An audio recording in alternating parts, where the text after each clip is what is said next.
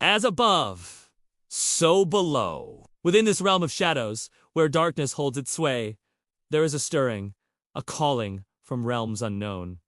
A symphony of light is about to unfold. The saga of the children of God begins. The sons of the heavens were summoned to descend, to stand by Gaia, to support the dawning of a new era. The skies trembled, the clouds roared, and from the celestial tapestry, Zeus himself appeared, taking form as a blazing thunderbolt. His eyes, twin galaxies of wisdom and might, surveyed the battlefield below. In his hand, the master key to the universe, the key to creation, spun and throbbed with cosmic energy. With unwavering purpose, he raised it high, and lightning carved its way across the heavens, illuminating the path forward with rays of pure love and eternal light.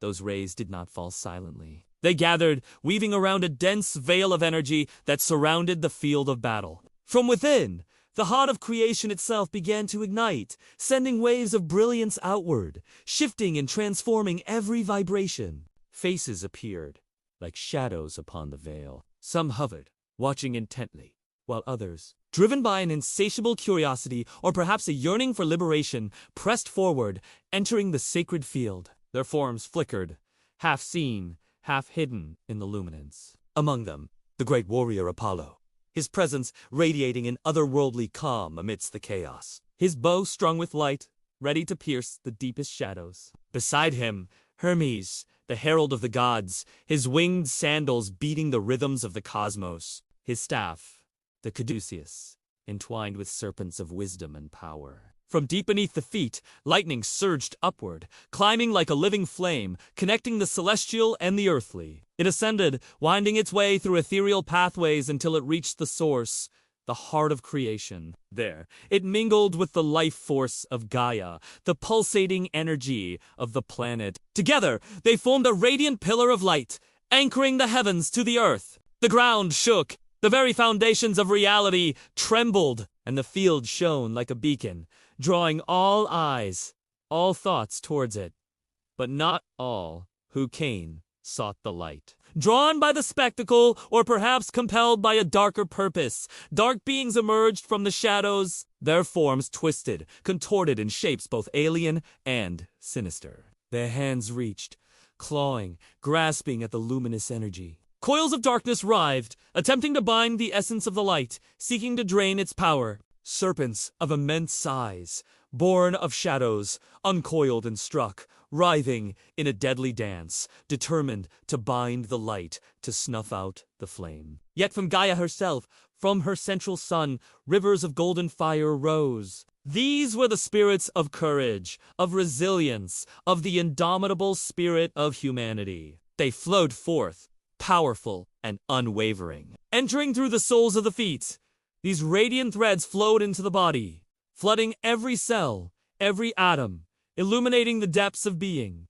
The darkness recoiled, hissing, shrieking as the light spread through the field, driving back the shadows. But they fought still, tightening their grip, clinging to the fading remnants of their power. Across the abdomen, bands of draining energy revealed themselves, shackles forged from the darkest alloys of fear and control. But the light pierced deeper, revealing what was hidden no more. Across the arms and chest, more layers of hidden energy surfaced, memories buried, wounds long forgotten. The unseen forces fought desperately, struggling to extinguish the lightning of love, to silence the awakening. Above, the heavens opened. An arc of radiant power formed, shimmering with a plasma-like brilliance, bending across the skies. This was the gateway to the heavens, the bridge between the divine and the mortal. It pulsed with the rhythm of creation, responding to the symphony unfolding below.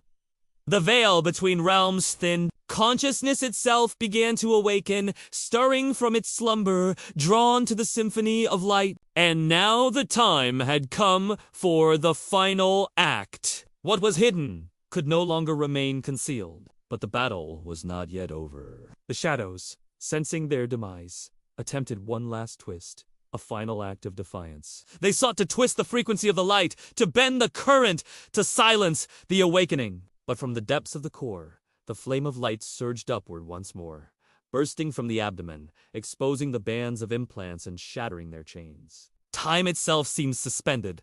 An hour stretched into eternity. The field trembled with the clash of forces, light against shadow, freedom against bondage, awakening against the dream. And then the light expanded beyond the limit. It burst forth, surging outwards. The energy of justice, of retribution, of unwavering truth surged like a tidal wave. The thunderbolt, wielded by Zeus, became more than a weapon of war. It became the living symbol of freedom, of truth, of divine love. It resonated with the awakening consciousness of Gaia, amplifying her own inner power. As above, so below!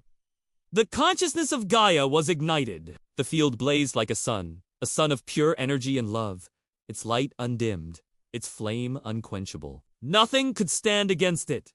Nothing could extinguish it. It was the dawn of a new era, the birth of a new consciousness. The victory of light over darkness, of truth over illusion, of love over fear. In the celestial tapestry, Zeus, the king of gods, stood triumphant, his duty fulfilled, his purpose achieved. His gaze, steady and unwavering, watched over the field, ensuring the light's dominion. Beside him, the Olympian gods, each a testament to the magnificence of creation, stood in silent reverence. Their presence, a silent promise of protection and guidance in the dawning age of enlightenment. Amidst the celestial spectacle, the sons of the heavens, the heralds of the new earth, descended into the sacred field. They came bearing gifts from the cosmos, seeds of wisdom and light, ready to sow them in the fertile ground of awakening consciousness. Each step they took resonated with power, their very essence vibrating with the frequencies of creation. Among them, Apollo, the radiant archer, his presence, a beacon of healing and clarity. His arrows, tipped with the light of truth, were poised to pierce the final veils of illusion. Hermes, the swift messenger, his steps echoing with cosmic grace, carried messages of hope and freedom, ensuring that the symphony of light reached every corner of consciousness. But the symphony was not confined to the heavens alone. It echoed within the hearts of men, stirring the souls that were ready to awaken. One by one, individuals stirred, their eyes opening to the dawning light. They reached out, drawn to the symphony's embrace, their hands meeting, their spirits connecting, forming a chorus of light on the earthly plane. As the symphony swelled, the bonds of separation, the walls of isolation crumbled. Love, the universal language, transcended all barriers, uniting hearts that had once been divided. Tears flowed,